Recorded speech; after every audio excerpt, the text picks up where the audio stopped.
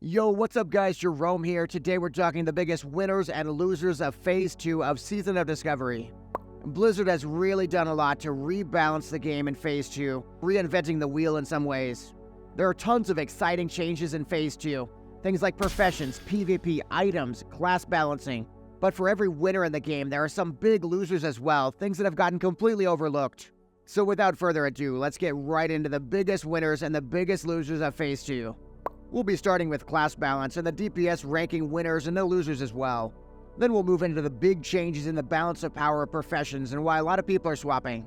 We'll also be taking a brief detour to talk about some gold-making winners and losers as well. Finally, we'll be talking about the big winners and losers in the PvP side of things. So let's talk DPS winners and losers. So the first big winner is Shadow Priests. They're doing top 3 DPS right now, which is crazy if you compare them to last phase.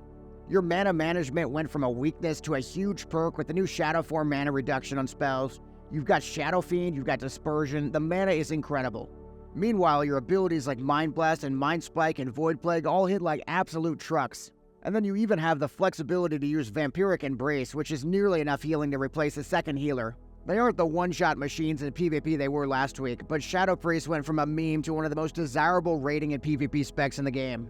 So are Shadow Priest winners and losers in Phase 2? There's no question they're big winners. It's not just Shadow Priest though, every damage dealer is in a massively different place than they were in the last phase. Every player in the top 10 on Parses is a caster right now, which is insane. If you zoom out to the entire population of raiders though, 5 of the top 6 damage dealing specs are casters. Meanwhile, physical damage gods from Phase 1 like warriors and rogues are having big problems keeping up on the meters. One big reason is that bosses have huge armor. That means Blizzard specifically designed the fights to be weighted towards casters. It's definitely a controversial decision, and I am curious what you guys think about it. Do you think it's a fair way to balance the game by just drastically shifting armor values to make certain classes weaker or stronger? Anyways, back to another reason that casters are so freaking great right now. It's the fight durations. 4 of the top 6 fights are under 2 minutes. For top parsers, that means you get a great value from power infusion. And mana is never really a problem anymore with such short fights. As for the 2 longer fights, of course they feature buttons you can press to get your mana back. In Phase 2, unfortunately, physical damage dealers are the biggest loser. Meanwhile, casters are the biggest winners. At least unless you're a Boomkin. I'm pretty sure Boomkin sees some kind of fruit basket or something from Blizzard after all the nerfs. Alright, so this one's a bonus, but I had to throw in hunters as well. Put aside the fact that range hunters really aren't performing in raid right now.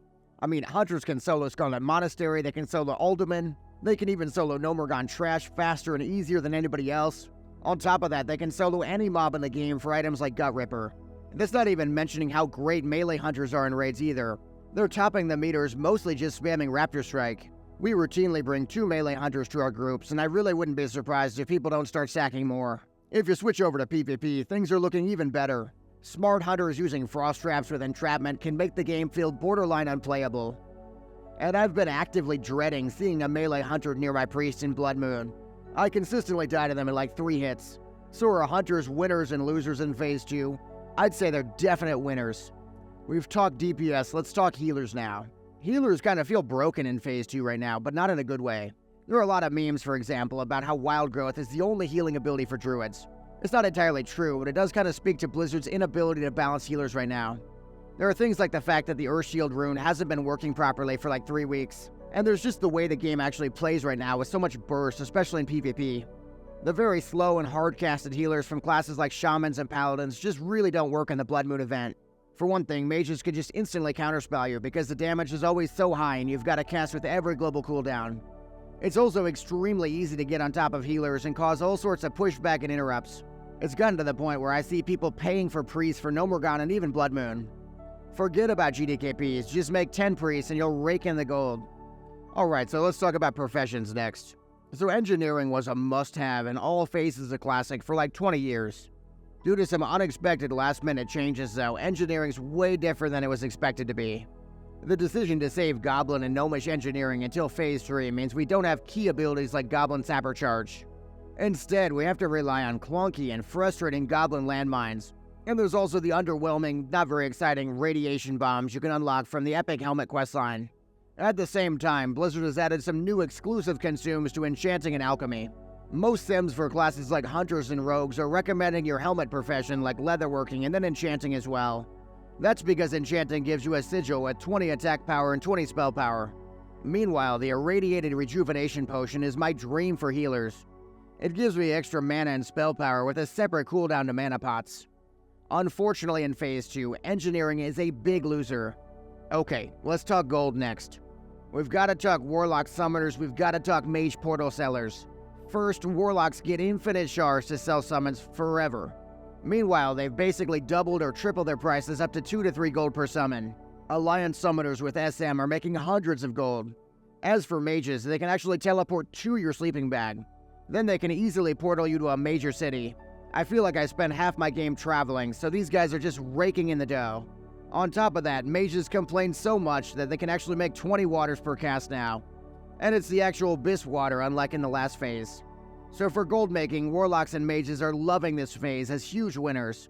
When we talk about gold though, we have to talk about GDKPs as well. A lot of players wanted to run GDKPs in Phase 2 even after the ban. But with the automated systems, nobody feels comfortable risking it anymore. There's been a huge increase in posts about players getting auto-banned for receiving and sending gold. Are you scared of receiving or sending gold because of these auto-bans? I know I am, so let's talk about it in the comments. Ultimately, GDKP in Season of Discovery feels completely dead. GDKP is one of the biggest losers of Phase 2. Jumping into PvP, let's talk Arathi Basin. One of the 3 original battlegrounds, Arathi Basin is required to unlock the extremely strong new belts and boots. Except wait a minute, you never have to do Arathi Basin ever again. That's because with the new lumber from the Blood Moon event, you can get 200 Defiler rep with 100 copper coins. Then you might say, okay, you still want to do Arathi Basin for honor, right? Not the case either, because you can get 250 honor for 25 copper coins as well. Generously assuming 500 copper coins per Blood Moon, that's over 2,000 AB rep per hour or 10,000 honor per hour. If the average 5-man can come anywhere close to those numbers, I'd be very impressed. Unfortunately for me, Arathi Basin is one of the biggest losers of Phase 2. Let's also talk about the Furbog medicine pouch. A few players in Phase 1 spent 15 or so hours farming Timbermaw rep to Honored.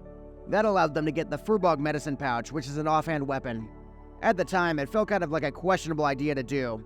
That's because a lot of people said the pouch wouldn't work all the way up until level 50. And then when I got the pouch, it didn't work at all. So I gave up hope, I put it in the bank, and I left it for Phase 3.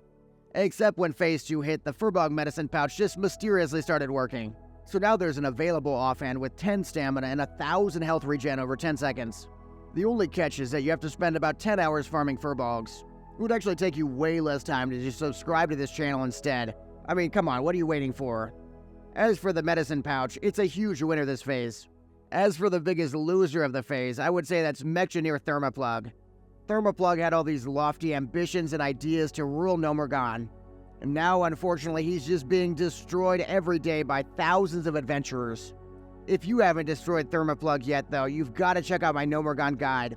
It's got all the tips and tricks you need to put Thermoplug on farm for months to come. Go and check that video out next.